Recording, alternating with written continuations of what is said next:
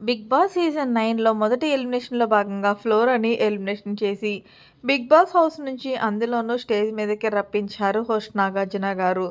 ఇక ఇందులో భాగంగానే ఫ్లోరా నువ్వు ఎలిమినేట్ అవుతున్నావని అనుకున్నావా? అంటే యాక్చువల్‌గా నేను ఇన్ని రోజులు ఉంటానని అసలు ఎక్స్‌పెక్ట్ చేయలేదా? అంటే నిజంగా ఎక్స్‌పెక్ట్ చేయలేదు. ఫ్లోరా అంటే లేదు సార్, కానీ ఏదేమైనా ఆడియన్స్ దేవుళ్ళు సార్ అంటూ ఆడియన్స్‌కైతే థ్యాంక్ యూ చెప్పింది. సరే ఫ్లోరా, మరి నీ జర్నీ చూసేద్దాం అంటే, యెస్ సార్ అంటూ జర్నీ చూసి చాలా ఎమోషనల్ అయింది ఫ్లోరా.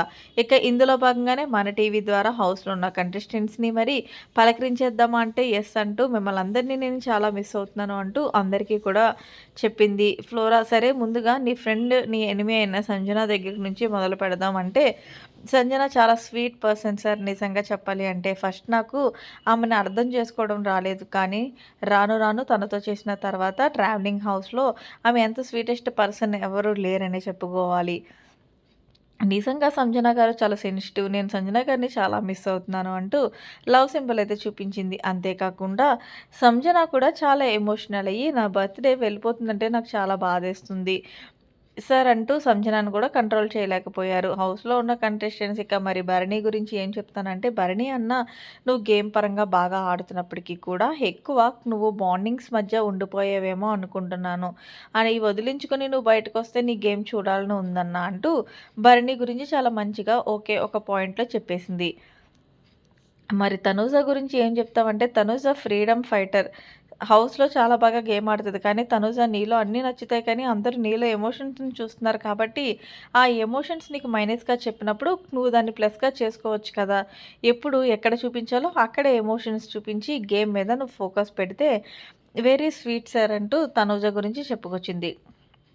ఇక ఇమాన్యుయల్ గురించి ఏం చెప్తా అంటే, ఇమ్ము చాలా మంచి person. Comedy timings next level. నేను హౌస్‌లో ఉన్నంత సేపు చాలా బాగా ఎంజాయ్ చేశానంటూ చెప్పుకొచ్చింది. మరి డెమోన్ పవన్ గురించి చెప్పమంటే, demon Pavan very cunning fellow. Demon Pavan ఎప్పుడు కూడా రీతుకి సపోర్ట్ చేయాలని, రీతు డెమోన్ పవన్‌కి సపోర్ట్ చేయాలని చూస్తారు.